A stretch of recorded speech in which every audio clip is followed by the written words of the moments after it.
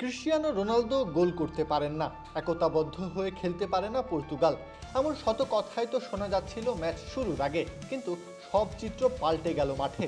Ronaldo জানান দিলেন তিনি হারিয়ে যাননি। গৃহযুদ্ধের সব স্ফুলিঙ্গ অঙ্গারেই নিভিয়ে দিল পর্তুগাল। উজবেকিস্তান বিধ্বস্ত হলো 5 গোল হজম করে।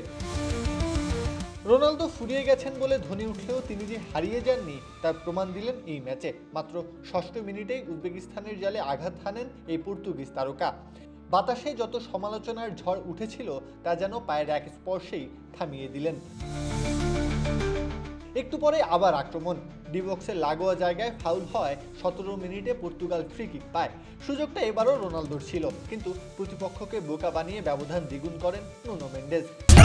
চিয়ার আপের রিফ্রেশিং স্বাদে সবার মুখে হাসি ছড়াবে। চিয়ার আপ ছড়ায় হ্যাপিনেস।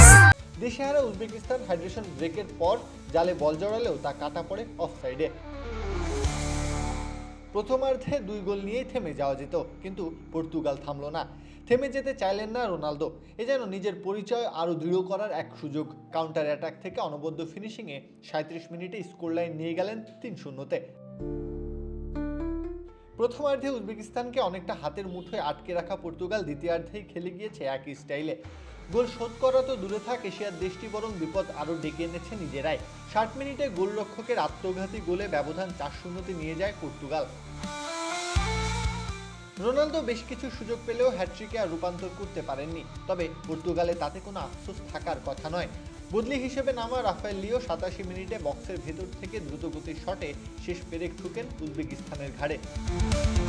ম্যাচের আগে পর্তুগালকে নিয়ে যত শঙ্কা ছিল সবকিছুই যেন পাল্টে গেল ৯০ মিনিটের খেলায়। প্রতিপক্ষকে কোনো প্রকার সুযোগ না দিয়েই তারা পেল বিশাল জয়। জানান দিল কেন তারা শিরোপার অন্যতম দাবিদার। প্রত্যহ কাব্য, খেলা ৭১।